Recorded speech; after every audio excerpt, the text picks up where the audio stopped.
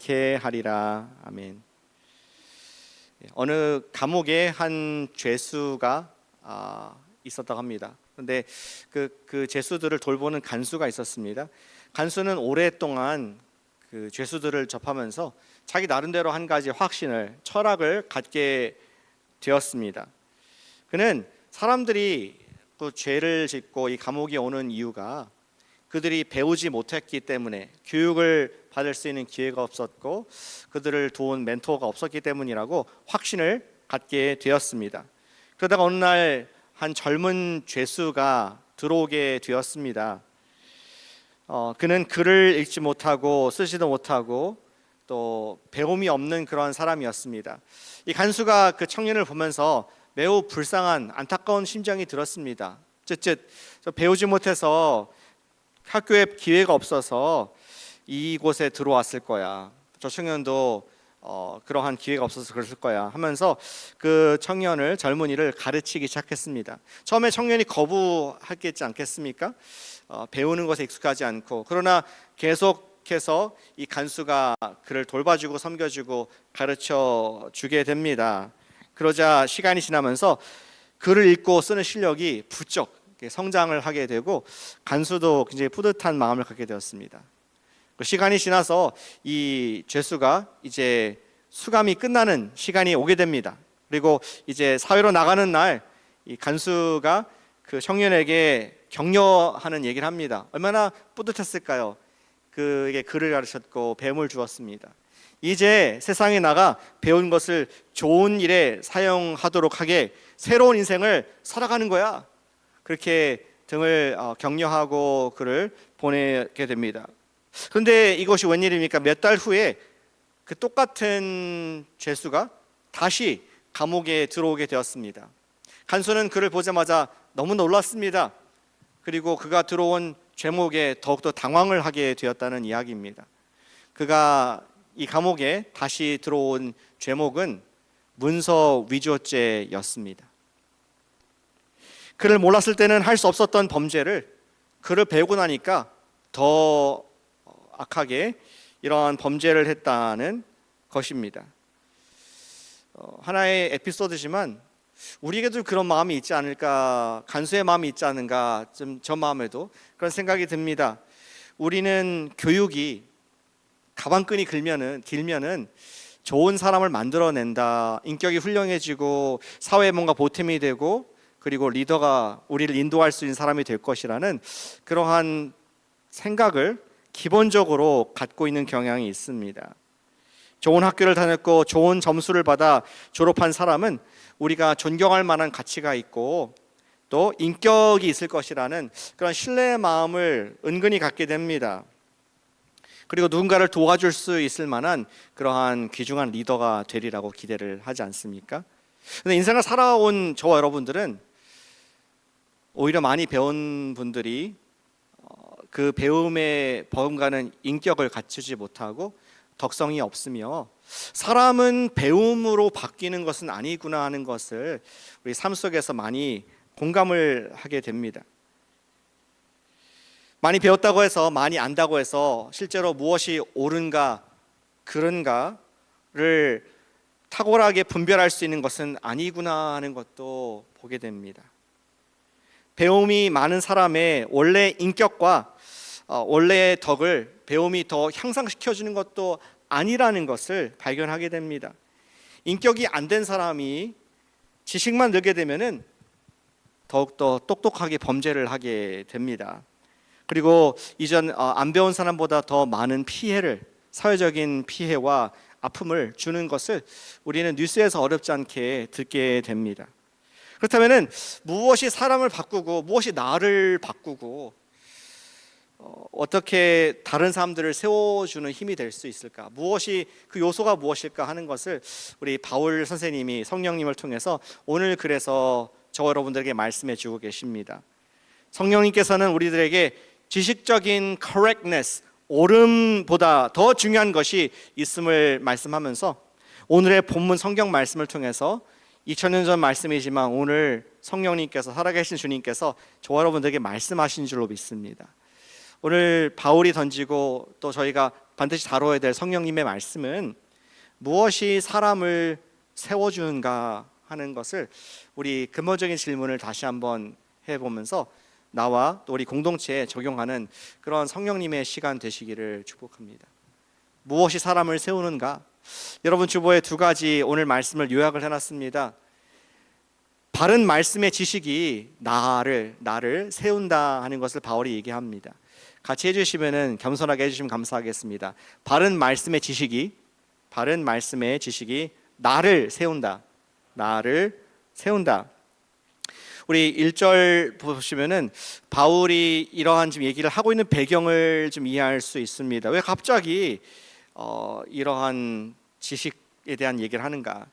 1절 말씀에 우상의 제물에 대하여는 하면서 뭔가 지금 지식을 얘기하고자 운을 띄고 있습니다. 우리 지난주에도 봤지만 고린도 후서 전서는 바울이 사랑하는 딸 같은 개척한 교회에게 주는 우리 아버지가 자녀에게 주는 듯한 그런 중요한 주옥 같은 교훈들을 담고 있습니다. 여러 가지 프로블럼이 많은 교회였습니다. 왜 그랬습니까? 우리 고린도 지역은 지도를 상상해 보시면은 우리 마게도니아 반도, 그리스 반도 밑에에 우리 길목에 있는 도시였습니다. 바다와 바다가 연결되고 땅과 땅이 연결되는 그런 곳이었습니다. 많은 상업이 이루어졌지 않습니까? 많은 사람들의 지식이, 많은 철학자가 와서 연설하고 또 그 당시에 최신의 트렌드와 문화가 지나가는 그런 곳이었습니다. 교회 내에서도 나는 바울파다, 아볼로파다, 나는 그리스도파다, 나는 게바파다 하면서 교회 내에서도 분열이 있는 그런 상황이었습니다. 그런 가운데 정말로 사람을 세워주고 교회를 세우는 원리를, 하나님 나라 원리가 무엇인가? 바울이 지금 업데이트하는 글을, 고린도 전서를 기록하고 있는 것을 보게 됩니다. 그 중에 한 문제가 우상의 제물 때문에 좀 갈라지는 일이 있었던 것 같습니다. 1절 다시 돌아보니까 우상의 제물에 대하여는 우리가 지식이 있는 줄을 아나 하면서 지금 바울은 고린도인들 가운데 아직도 우상의 제사 음식으로 인해서 삶이 이렇게 얽매여 있는 두려움 가운데 있는 성도들이 있음을 알고 있었습니다. 그리고 4절과 연결되는데요. 그럴 경우 이 우상에 드린 음식 때문에 두려워하는 경우를 좀 깨기 위해서 필요한 것은 4절에 있는 것처럼 바른 성경의 지식이 그 사람을 자유롭게 할 것이다. 그 사람의 신앙을 세워줄 것이다 얘기를 합니다. 4절에 우리의 우상의 제물을 먹는 일에 대하여는 끝에 보니까 뭐뭐 하는 줄 아노라, 안다, 아는 바른 하나님의 말씀의 뜻이 그들에 있는 두려움을 해소하고 풀어줄 것이다 얘기를 하고 있는 것입니다. 우리 이런 바른 성경의 지식을 다른 말로 교리라는 말로 씁니다. 조각조각 나와 있는 하나님 말씀의 어떤 진리들이 있지 않습니까? 하나님은 선하십니다. 하나님은 사랑이십니다. 하나님은 성육사신 예수님을 보내주셨습니다. 뭐 이런 지식들을 연결해서 만든 그런 문장들을 우리는 교리라고 부르게 됩니다. 바른 교리가 우리의 두려움과 또 사탄의 공격들을 막아낸다는 것을 우상의 제물에 관해서도 확인할 수 있다고 지금 바울이 지금 설득을 하고자 하는 것입니다. 교리라는 말을 분해해 보면은 그 뜻이 무엇인가 좀 명쾌해집니다. 바른 하나님의 말씀의 지식이 무엇인가? 영어로 하면은 orthodoxy, ortho하고 doxy가 합성된 단어입니다. ortho는 이제 옳다, 정통이다, 바르다 그런 뜻이고요. doxa는 가르침이라는 뜻입니다. 그렇게 어려운 말이 아닙니다. 바른 가르침, 그게 교리입니다. 바른 가르침은 잘 박힌 못과 같이 우리가 거기다가 모자도 걸 수 있고 무거운 백팩도 걸 수 있는 못과 같이 우리의 삶에 여러 가지 바람과 생각들이, 문화가 닥쳐올 때 우리의 생각을 걸어놓을 수 있고 우리의 삶을 걸어놓을 수 있는 잘 박힌 못과 같은 것이 바른 교리이다라고 지금 바울이 얘기하고자 하는 것입니다. 그러면서 실제적인 예를 듭니다. 오늘 8장에서 성도들이 지금 바르게 알지 못해서 두려워하고 흔들리고 다른 사람들의 말에 귀가 얇아진 모습을 7절과 8절에서 기록해 주고 있습니다. 지식이 없는 사람들, 7절에 그러나 이 지식은 모든 사람들에게 있는 것이 아니므로 어떤 이들은 지금까지 우상에 대한 습관이 있어 우상의 제물을 알고 먹는 거로 그들의 양심이 약하여지고 더러워지느니라. 지금 마켓에서 파는 음식을, 고기를 고린도인들이 다 먹어야 되지 않습니까? 그런데 그 출처를 아는 사람들이 많이 있었습니다. 대부분 다 알았습니다. 이 고기가 어디서 왔는지. 모든 고린도의 고기는 우리 우상의 신전을 통해서 들어왔다는 것을 알고 있습니다. 우상의 신전에서 예배를, 제사를 드렸던 그 고기가 밋 마켓에서 팔고 있다는 것을 아는 그리스도인들이 있었습니다. 그러다 보니까 이제 예수님 믿고 내가 주인이 예수님인데 이거 우상에 드렸던 고기를 먹는 것이 옳지 않다, 이것을 먹으면 내가 죄를 짓는 거다, 그러한 생각을 가진 사람도 있었습니다. 거기에 대한 레메디, 거기에 대한 해소, 거기에 대한 열쇠, 그들의 얽매임을 풀어준 열쇠로 바울은 바른 지식이 중요하다는 얘기합니다. 8절 말씀이죠. 음식은 우리를 하나님 앞에 내세우지 못하나니 우리가 먹지 않는다고 해서 더 못 사는 것도 아니고 먹는다고 해서 잘 사는 것도 아니다. 그리고 아까 말했던 4절로 연결이 됩니다.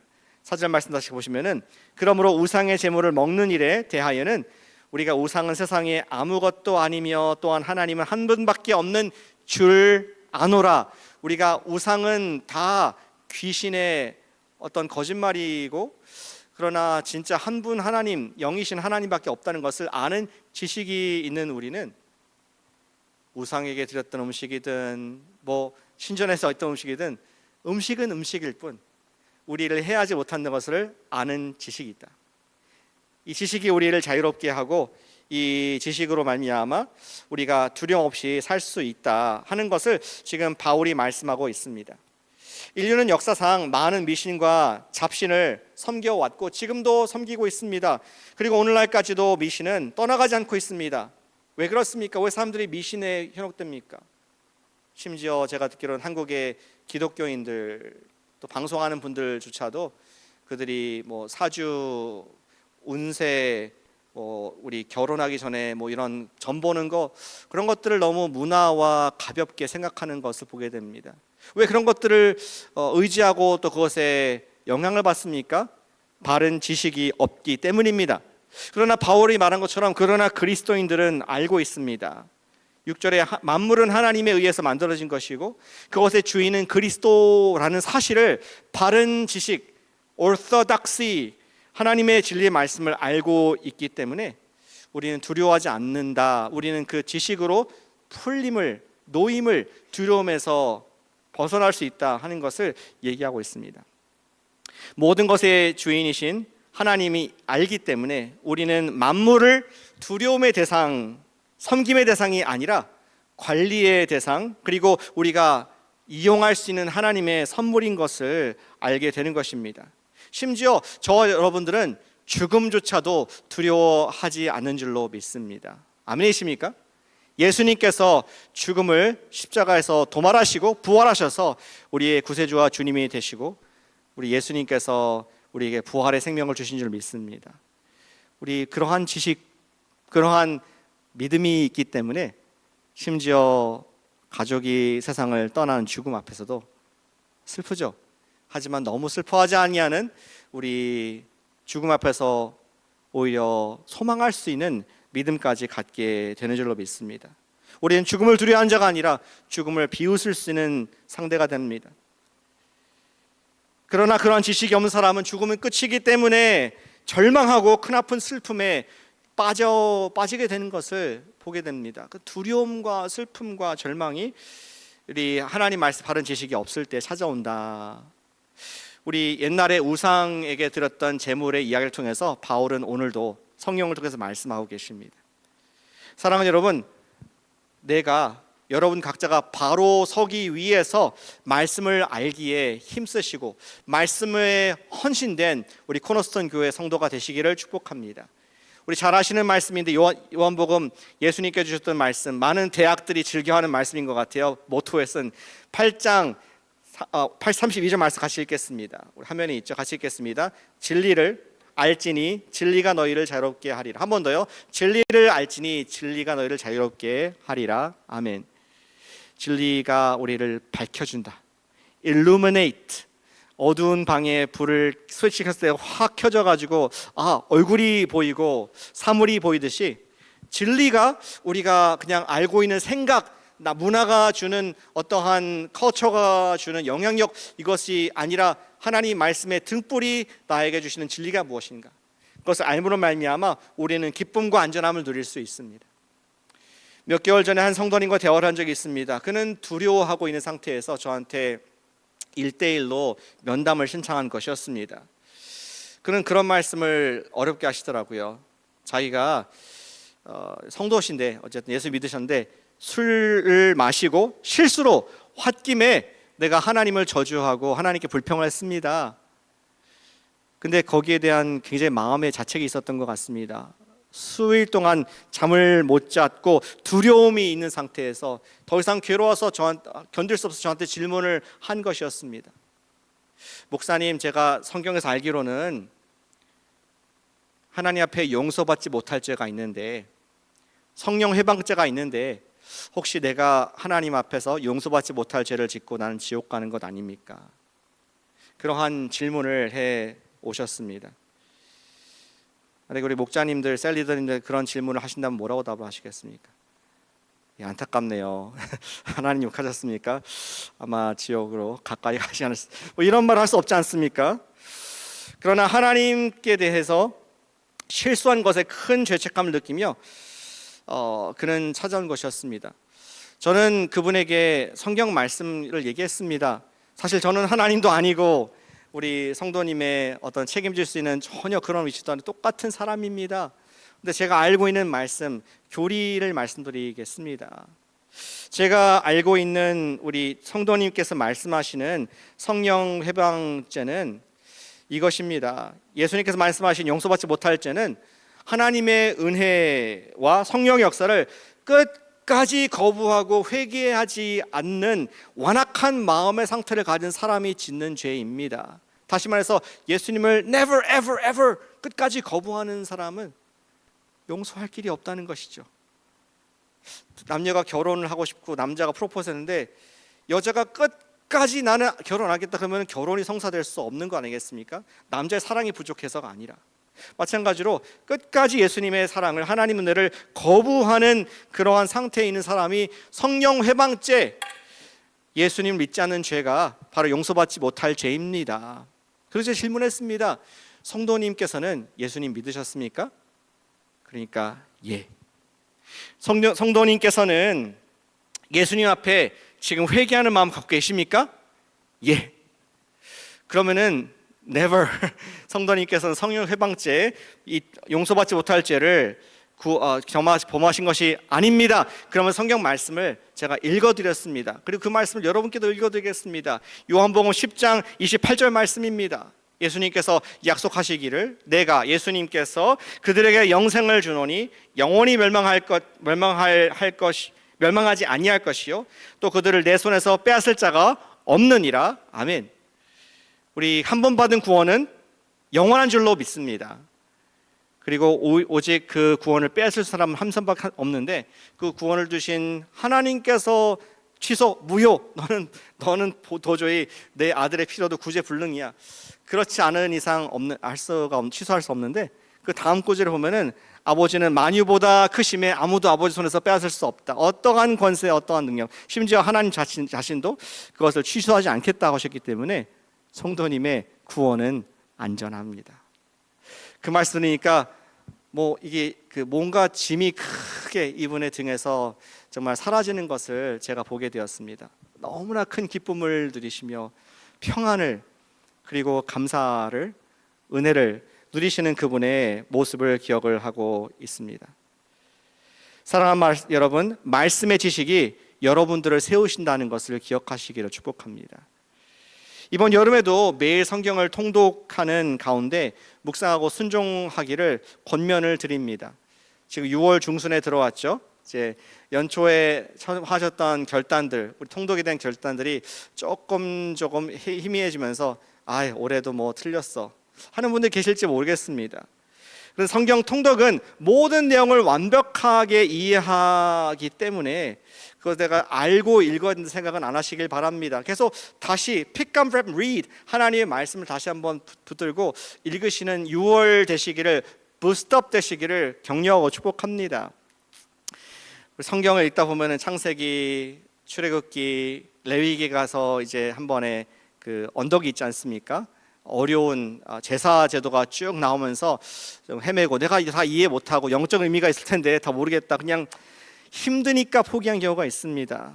그리고 여호수아서 읽고 좀 더 힘을 내 가지고 역사서는 다 읽었는데 이제 서선지서 대선지 가면서 에스겔 정도 가면서 도저히 무슨 말인지, 이 날아다니는 바퀴가 뭔지, 눈이 이렇게 많은지, 천사는 왜 이렇게 날개가 9개나 되는지 하면서 6개나 되는지 하면서 정말 너무 못 읽겠다 하면서 지치는 경우가 있습니다. 신약에 가서는 예금에서 복음서까지는 은혜롭게 읽었는데 사도행전 지나서 로마서에 들어가면서 너무 교리가 어렵고 고린도전서 더욱더 힘들고 언제 계시록까지 읽나 포기해버린 경우가 있습니다. 사랑하는 성도 여러분, 우리 말씀을 통독하는 것을 늦추시지 않으시기를 축복합니다. 제가 통독의 비결을 하나 알려드리겠는데요. 우리 그림 보여주시면은 너무 한 그 부분에, 국지적인 부분에 완벽하게 이해하고 애쓰기보다는 끝까지 전체를 읽어보시기 오는 것이 중요합니다. 처음에는 이해가 되지 않는 부분이 많지만 성경 전체를 파악할 수 있습니다. 그냥 skip through, 어려운 부분을 읽으면서 그냥 읽어가면서 전체적인 그림을 볼 수 있게 됩니다. 그리고 두 번째 통독하세요. 두 번째 읽을 때에는 조금 더 이전에 보이지 않았던 연결점들과 의미들이 드러나게 됩니다. 세 번째 읽을 때는 더 보이게 됩니다. 이것을 우리 신학적인 용어로 해석적인 나선이라고 얘기합니다. 그리 보시면은 성경 전체를 성경 전체를 완주하는 것이 중요합니다. 말씀이 나를 세우고 말씀이 나를 자유롭게 합니다. 여기 보니까 처음엔 이해되지 않아도 포기하지 않고 끝까지 읽는 것이 중요한 이유가 1차 다 이해되지 않습니다. 2차 다 이해되지 않습니다. 그런데 읽을 때마다 가랑비에 옷이 젖듯이 전체가 보이면서 구체적인 것들이 이해가 되기 시작합니다. 그것이 우리 해석의 나선이라고 얘기할 수 있습니다. 다음 사진 보여주세요. 우리 구체적인 본문이 있습니다. 본문을 읽으면서 전체를 읽으면서 하나의 신학이 생깁니다. 교리가 조금 이해가 됩니다. 그리고 교리에 안경을 낀 상태에서 두 번째 읽게 되면은 전에 어려웠던 부분이 조금 더 이해가 됩니다. 전에는 우리 아담과 하와의 범죄 이후에 가죽옷을 입혀주신 것이 그냥 동물을 죽이고 입혀줬다 생각하지만 전체의 예수님의 구원 역사를 본 입장에서 하나님이 희생을 하셨구나 하는 것이 보이게 됩니다. 그리고 또 다음번 읽을 때에는 우리 여호수아서에서 우리 라합이 창녀가 우리 하나님의 백성을 의지하여서 하나님 말씀을 의지하여서 나와 내 집을 구원해 주십시오 빨간 줄을 내린 것이 그냥 그때의 어떤 이벤트가 아니라 구원의 줄을 상징하는 것이구나, 빨간 것에 의미가 있구나 하면서 보이는 게 점점점 많아집니다. 아는 것만큼 보인다는 말이 있지 않습니까? 여행 가시면 많이 느낄 텐데 유럽을 그냥 맹숭맹숭 가면은 잘 모르겠지만 유럽의 어떠한 노틀담의 역사, 아펠탑의 역사, 또 우리 로마의 콜로세움이 언제 어떻게 지어졌는가 알고 가면은 아는 만큼 보이게 됩니다. 그것이 우리 해석의 원리입니다. 하나님 말씀이 처음엔 안 보입니다. 어렵습니다. 그러나 인내하시길 바랍니다. 한 번 읽고 두 번 읽고 세 번 읽으면서 점점 보이는 게 많습니다. 그러면서 목적은 무엇입니까? 여기 나와 있는 것처럼 안 나와 있네요. 위에 십자가 우리 전체에게 주시는 하나님의 그 구속사의 원리가 보이면서 우리의 삶에 어떻게 적용할 것인가. 바울은 우상 얘기했지만 우리 삶의 다양한 경우에 있어서 클리어한 교리를 하나님의 말씀의 우리 뜻을 알 수 있게 됩니다. 다 이해한 후에 읽는 것이 아니라 반복해서 읽으면 점점 더 깊이 이해가게 됩니다. 따라서 말씀이 나를 세우고 말씀이 나를 자유롭게 할 줄로 믿습니다. 그것이 바울이 첫 번째 전제로 얘기한 우리 누구를 세웁니까? 나를 세우는, 사람을 세우는 원리, 우리 바른 말씀에 창념하시고 또 이번 여름에도 포기하지 않고 계속 통독을 제기하실 수 있기를 격려해 드립니다. 아멘. 아멘. 아멘 하신 분들 다 읽으셔야 돼요. 그리고 두 번째 바울은 이야기합니다. 무엇이 사람을 세우는가? 두 번째는 지식 위에 사랑이 내가 아니라 이웃을 세운다라고 말씀하고 있습니다. 같이 해주시면 더 남을 것 같습니다. 따라해 주시면 감사하겠습니다. 지식 위에 사랑이 이웃을 세운다. 이웃을 세우게 됩니다. 우리 1절로 돌아갑니다. 바울은 성도들에게 어떤 옳음, right, 지식이 있을 때는 교만이라는 사이드 이펙트가 부작용이 찾아온다는 사실을 지혜롭게 말을 합니다. 지식만으로는 자기는 세울 수 있어도 남을 세우지는 못한다는 것을 얘기하고 있습니다. 오직 형제를 배려하고 생각하는 사랑이 함께 있는 지식, knowledge with love, 사랑이 함께 있는 지식만이 덕을 세운다라고 얘기하고 있죠. 지식은 교만하게 하며 사랑은 덕을 세우느니라. 이 덕이란 게 무엇인가? 전들 한자가 어려워요. 덕. 여러분 덕이 뭐라고 생각합니까? 도덕. 어떤 덕이 뭡니까? 좋은 것 같은데 구체적으로 딱 떠오른 이미지가 많이 없는 것 같습니다. 영어로 보면 조금 더 분명합니다. 여기 영어로 보시면은 build up, 무엇인가를 세우는, 건축하고 무엇인가 격려하는 그러한 뜻으로 이 덕이라는 말씀이 사용받고 있습니다. 덕을 세우다, build up이라는 말을 build up 원어적으로 좀 더 자세히 보니까 두 가지 단어의 합성어더라고요. 오이코도메오라는 단어입니다. 오이코는 오이코스라는 우리 그리스어로 집, 요구르트도 있잖아요. 오이코스, 집이라는 뜻입니다. 오이코스, 도메오는 이제 세우다, 건축하다 그런 뜻입니다. 문자 그대로 오이코스 집을, 도메오 건축한다는 뜻이 바로 덕을 세운다는 뜻입니다. 이 단어는 그림 언어로서 단순히 어떤 집에 벽을 세우고 기둥을 세우고 콘크리트를 붓고 그렇게 건물을 말하는 것은 아니었습니다. 우리 고대 사회에서 오이코스 집은 보금자리를 말하는 것입니다. Home sweet home. 여러분들의 가정이 집은 아니잖아요, 그렇죠? 여러분들이 가정, 사랑하는 관계, 형제 자매, 또 배우자, 자녀들이 있는 그곳이 보금자리가 되는 것이지 건물이 있다고 해서 그게 집은 아니지 않습니까? 그러한 보금자리의 의미를 갖고 있습니다. 오이코스는 건물이 아니라 가족, 관계성 그리고 공동체를 의미했습니다. 따라서 덕을 세운다는 것은, 오이코도메오 한다는 것은 다른 사람들이 쉴 수 있는 그러한 따뜻한 보금자리를 만들어 준다는 거. 누군가는 세상에서 평가받고 비판받고 상처받고 힘든 마음을 위로해주고 격려해주고 칭찬해주고 사랑해주는 그러한 곳, 그러한 격려하는 것이 오이코스고, 그러한 집을 세우는 것이 우리 하나님의 뜻이다라고 말씀하고 있습니다. 그리고 그 하나님의 집을 오이코도메오로 세우는 재료는 무엇이냐? 지식이 아니라 right and wrong, 지식이 아니라 무엇이라고요? 사랑. 아멘. 사랑으로 세워준다, 덕을 세운다라고 바울은 가르쳐 주고 있습니다. 고린도인들의 경우를 구체적으로 얘기하고 있어요. 지금 덕을 세운다는 것이 무엇인가? 너희들이 지식이 있어서 우상에게 드린 제물을 먹어도 전혀 소화기관에 이상이 없고 영적으로 귀신이 너희 뒤에 붙는 것도 아닌 거 알고 있는 지식이 있지 않느냐? 하나님은 한 분이시고 이러한 우상은 없다, 헛개비다 라는 것을 알고 있는 지식이 있는 여러분들이 아니냐?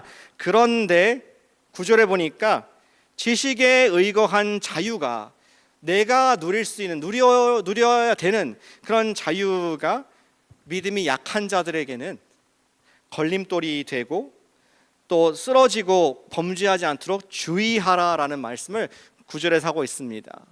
자유가 믿음이 약한 자들에게 걸려 넘어지게 하는 것이 되지 않도록 조심하라.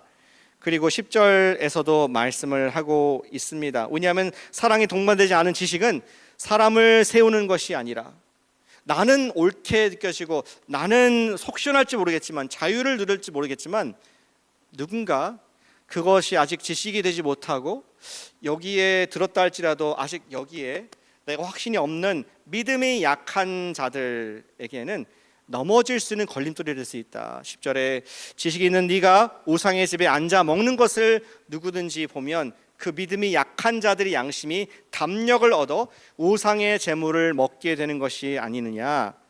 바울은 사람이 우상의 집에서 고기를 먹는 것은 지식이 있는 사람에게는 죄가 안 되지만 바울의 그런 행동으로 말미암아 지식이 없고 믿음이 없는 형제를 낙심케 하는 것이야말로 진정한 죄다.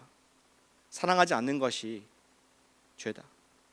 당신이 알고 있는 지식을 마음껏 발휘해서 누군가 실족하게 되는 것 자체가 죄다라고 했습니다.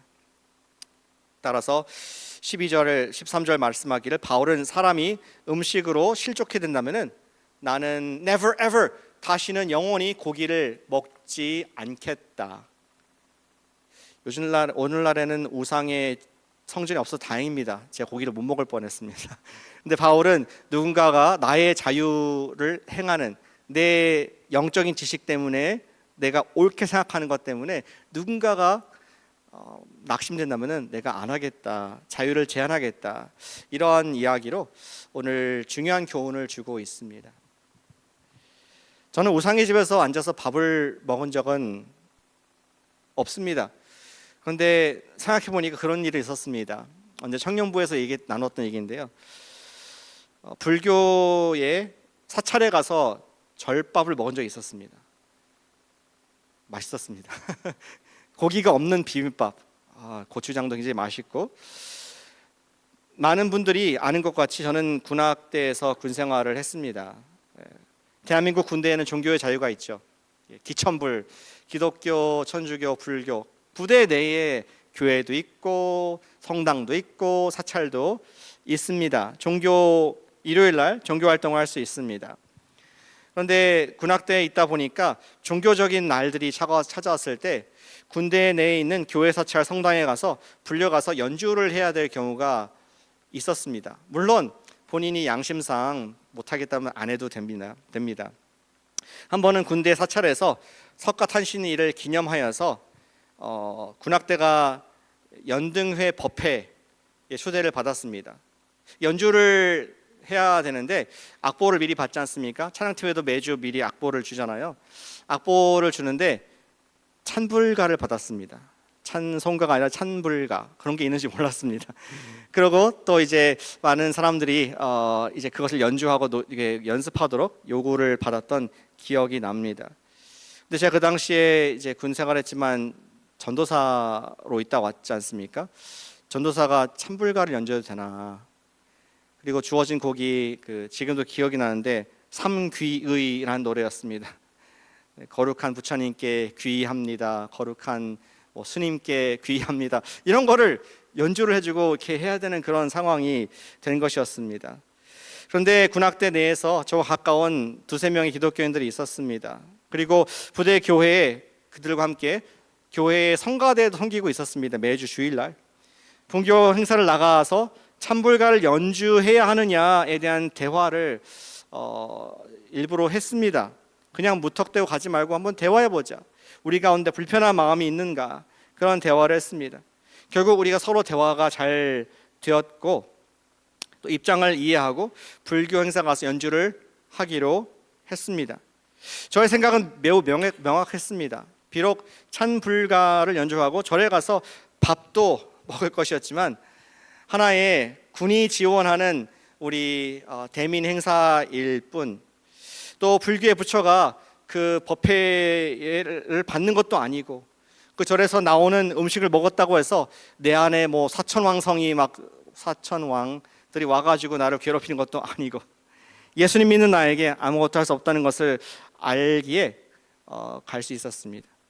그럼에도 불구하고 저는 그런 믿음이 있지만 그럼에도 불구하고 혹시 믿음이 연약한 병사들 가운데 어려움이 있으면은 안 갈 생각이 있었습니다. 그러나 그들과 대화를 가질 수 있었고 그들을 배려한 그 시간들, 충분히 알고 우리가 뭘 하는지 알고 하는 것들이 참 은혜로운 시간이 되었고 감사한 시간이 되었습니다. 그래서 참으로 은혜로운 연등 법회 행사를 하고 나왔던 기억이 납니다. 말이 되나요? 은혜로운 법회를 다녀오게 됐던 기억이 납니다. 사랑하는 여러분, 우리가 지식의 옳고 그름 너무나 중요하고 나를 세우고 우리가 넘어지지 않는 밝히는 우리 마음의 낙심과 잘못된 걸 밝히는 중요한 도구입니다. 그러나 그거 더불어서 형제를 세우기 원한다면은 사랑으로 형제를 세우는, 우리가 남을 배려하고 기다려주고 기도해주는 사랑으로 형제를 세우는 우리 그 주님의 원리를 배우기는 저희가 되기를 원합니다. 주님께서는 나의 옳음보다 형제를 향한 사랑이 더 중요하다고 말씀하고 계십니다. 우리 고린도전서 10장 23절 24절 말씀을 같이 읽겠습니다. 우리 바울의 뒤에 나오는 말씀입니다. 같이 읽겠습니다. 모든 것이 가하나 모든 것이 유익한 것은 아니요 모든 것이 가하나 모든 것이 덕을 세우는 것은 아니니 누구든지 자기의 유익을 구하지 말고 남의 유익을 구하라. 아멘. 성도님께서는 형제를 사랑하기 때문에 스스로의 자유를 지금 제한하고 있는 것이 무엇인가 한번 생각해 보시기를 바랍니다. 사랑하기 위해서 나는 다 이해가 되고 난 너무나 옳고 딱 정리가 됐는데 누군가를 사랑하기 위해서 더 일부러 소통해야 되고 더 대화해야 될 상황이 있습니까? 나는 다 확실하게 알고 있지만 사랑하기 위해서 다 더 기다려줘야 할 분이 있습니까? 사랑하기 위해서 나의 시간을 더 내어줘야 할 것은 무엇입니까? 우리 교회에 그런 분들도 계세요. 우리 한국을 가실 때에 어떤 분들은 꼭 주일 안 빼고 가는 분들이 계십니다. 내가 금요일날 떠나면은 일주일 더 빨리 주일이나 월요일에 가서 한국 시간을 보낼 수 있지만 우리 셀을 격려하기 위해서 주일 밤에 떠나시는 분들, 또 저번에는 우리 세미나 할 때, 우리 작년에 성경 세미나 할 때 휴가가 있는데 토요일날 휴가가 있는데 그걸 미루어서 주일날 세미나 다 듣고 가는 분들, 그런 분들이 있습니다. 나는 다 아는 것들이지만 그분이 함께 이 말씀을 듣기 위해서, 그분이 예배에 참석하기 위해서 자신의 권리를, 나는 어디서든지 예배할 수 있다는 권리가 있지만 그분이 예배 드리게 하기 위해서 그 시간을 희생하는, 나의 자유를 내려놓는 분들을 보면서 예수님 같다는 생각을 가질 때가 종종 있습니다. 사랑하기 위해서 더 내어주고 사랑하기 위해서 내 자유를 포기할 것이 무엇인가, 우리 주님 앞에 생각해 보기를 원합니다. 무엇인가 답답한 상황에 있는 분에게 우리는 우리의 정답을 얘기해 싶은 그런 근질근질한 마음이 있지 않습니까? 특히 요새는 또 메신저, 카톡이 있으면서 이메일도 아니고 문자도 아니고 바로 이렇게 얘기하고 싶은 것들이 있을 때 한 번 더 보내기 전에 배려하는 우리 사랑의 마음이 있기를 권면드립니다. 이것이 믿음이 약한 분들에게는 어떻게 들릴 것인가, 이 메시지가 어떻게 들릴 것인가, 나는 답은 갖고 있지만 근질근질하지만 이것이 그분이 어떻게 듣고 받게 될 것인가. 거짓말하라는 것은 아닙니다. 그러나 한 번 더 배려하는 것이 우리 주님의 사랑, 지식보다 더 큰 것이 사랑이라고 말씀하고 있습니다. 사랑하는 것은 매우 힘듭니다. 따라서 연습이 필요합니다. 처음에 작은 카톡의 메시지, 기도한다는 작은 말씀, 작은 기다림, 작은 격려, 작은 배려 등이 우리 사랑을 연습할 수 있는 나선이 되는 줄로 믿습니다. 아까 해석에 나선 말씀드렸지 않습니까?